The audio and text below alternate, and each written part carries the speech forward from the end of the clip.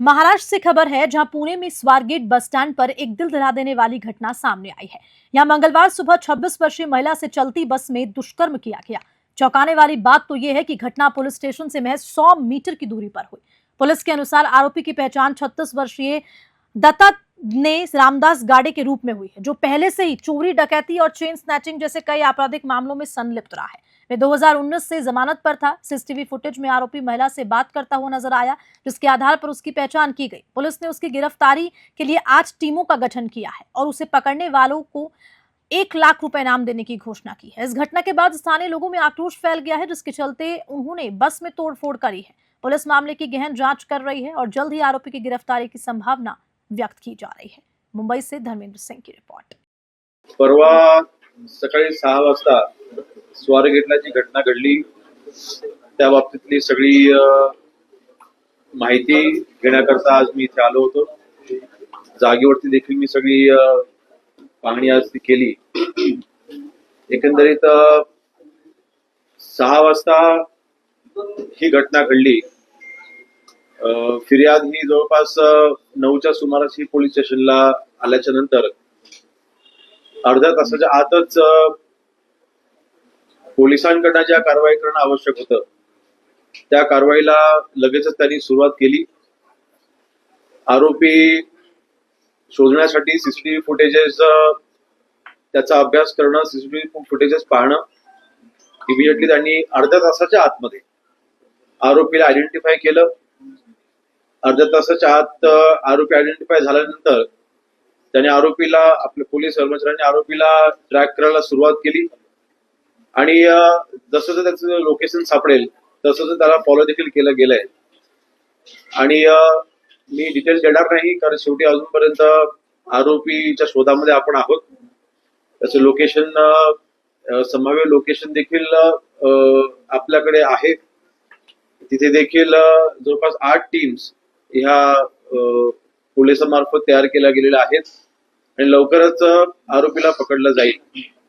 एक असा गैरसमज तयार केला जातोय की घटना परवा सकाळी 6 वाजता घडली आणि मग ती कालपर्यंत का कळवली गेली नाही किंवा ती माहिती बाहेरपर्यंत का दिली गेली नाही। तर या बाबतीमध्ये आपल्या सर्वांना सांगू इच्छितो की ज्या वेळेला ही फिर्याद आल्याच्या नंतर अर्ध्या तासाच्या आतच आपण आरोपीला आयडेंटिफाय केलं आणि आरोपी अलर्ट होऊ नये ह्यासाठी ही बातमी बाहेर येऊ नये याची आपण पोलिसांमार्फत दक्षता घेतली गेली, जी अत्यंत गरजेची होती। आणि जर का त्वरितच ही बातमी जर का बाहेर पडली असती तर कदाचित आता जे आपल्याला संभाव्य लोकेशन मिळालेलं आहे तर ते मिळालं नसतं आणि आरोपी जो आहे तो अजून कदाचित कुठल्या दुसऱ्या ठिकाणी किंवा लांब तो पळून जाण्याची शक्यता जास्त होती। आणि म्हणून ही घटना लपवण्याचा प्रयत्न हा झालेला नाही, फक्त गुप्तता ही पाळली गेलेली आहे, कारण ती गरजेची होती। एकंदरीत ब्रीफिंग घेतल्याच्या नंतर आरोपी हा लवकरच पकडला जाईल आणि पुणे शहराच्या बाबतीमध्ये शेवटी ही जी घटना घडलेली आहे ती एसटी स्टँडच्या आवारामध्ये ही घटना घडलेली आहे।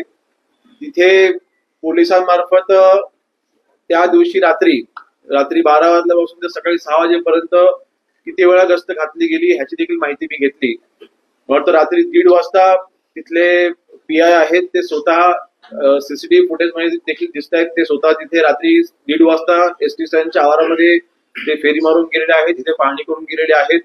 पुन्हा रात्री 3 वाजता, 3-3:15 वाजता देखील पीआय तिथे रात्री गस्त घालून गेलेले आहेत, त्यांच्या टीम सोबत पाहणी करून गेलेले आहेत। म्हणजे पोलिसांकडनं कुठलं दुर्लक्ष झालं किंवा पोलीस अलर्ट नव्हते असा विषय नव्हता। घटनेच्या 5 तासाच्या अंतरामध्ये 2 वेळा तिथे पीआय स्वतः तिथे आपल्या पोलीस कर्मचाऱ्यांसोबत तिथे राऊंड आणि फेरी मारून गेले होते। जो आरोपी आहे तो आरोपी त्याच्यावरती लहान स्वरूपात म्हणजे चोरी आणि असे काही गुन्हे त्याच्यावरती दाखल आहेत, परंतु ते ग्रामीण भागामध्ये आहेत। एक आपल्याकडे सिस्टम आहे की पुणे शहरामध्ये जे आरोपी असतात त्यांचा रेकॉर्ड आपल्या पोलिसांकडे असतो आणि ह्या आरोपींना डेली त्यांच्याकडे आपण संपर्क साधत असतो वेगवेगळ्या माध्यमातून. तर त्या दिवशी जवळपास 250 पेक्षाही जास्त आरोपींवरती लक्ष सर्व्हेलन्सच्या माध्यमातून किंवा थेट संपर्क माध्यमातून आपण ठेवलेलं होतं. दिवसाला जवळपास 1000 पेक्षा जास्त आरोपींवरती आपण लक्ष ठेवून असतो. त्यांचा रेकॉर्ड हा शहरामध्ये आपल्याकडे आहे. जे आरोपी ग्रामीण भागामधनं शहराकडे येत असतात त्यांचा रेकॉर्ड हा शहराकडे नसतो. नक्कीच त्याच्यावरती भविष्यामध्ये आपण काम करतोय. आणि विशेषतः पुणे शहरामध्ये सीसीटीव्हीचं सर्व्हेलन्स हे अजून कडक करण्यासाठी किंवा अजून त्याचा विस्तार करण्यासाठी महाराष्ट्र राज्याचे मुख्यमंत्री सन्माननीय देवेंद्रजी फडणवीस साहेबांनी काही दिवसांपूर्वी जवळपास 437 कोटीचा एक प्रकल्प मंजूर केलेला आहे. त्याच्यामध्ये महत्वाचं फेशियल रेकग्निशन असलेले सीसीटीव्ही देखील आपण इन्स्टॉल करतोय, जेणेकरून एखादा आरोपी जर का कुठे त्या सीसीटीव्ही फुटेजमध्ये आला तो लगेच आयडेंटिफाय होईल, पोलिसांना त्याचा अलर्ट येईल आणि पोलीस त्या ठिकाणी अलर्ट होतील. एकंदरीत बघा, शेवटी सुधारणेला नक्कीच स्कोप असतो, परंतु तंत्रज्ञानाचा वापर करून खास करून आता एआयचं इंट्रोडक्शन आपण आपल्या विभागामध्ये माननीय मुख्यमंत्री महोदयांच्या नेतृत्वाखाली आपण आणलेलं आहे. आणि त्या माध्यमातून भविष्यामध्ये सीसीटीव्ही फुटेजच्या बाबतीत सीसीटीव्हीच्या सर्व्हेलन्सच्या बाबतीमध्ये अजून आपण ती यंत्रणा आपण सुरळीत करतोय. परंतु परवाच्या दिवशी जी घटना घडली ती घटना कुठले फोर्सफुली किंवा तिथे कुठला स्ट्रगल किंवा असं कुठलंही तिथे न झाल्यामुळे तिथले जेव्हा घटना घडली त्यावेळेला तिथे देखील जवळपास 10 ते 15 लोक त्या बसच्या आजूबाजूला देखील तिथे उपस्थित होते आणि कोणालाही तिथे शंका आली नाही. आणि त्यामुळे कदाचित ते जे क्राईम त्याला सुरळीतपणे करता आलं. परंतु अन्य जी डिटेल आहे जेव्हा आरोपी आपल्या ताब्यात येईल त्याला आपल्या सगळ्या गोष्टी लक्षात येईल.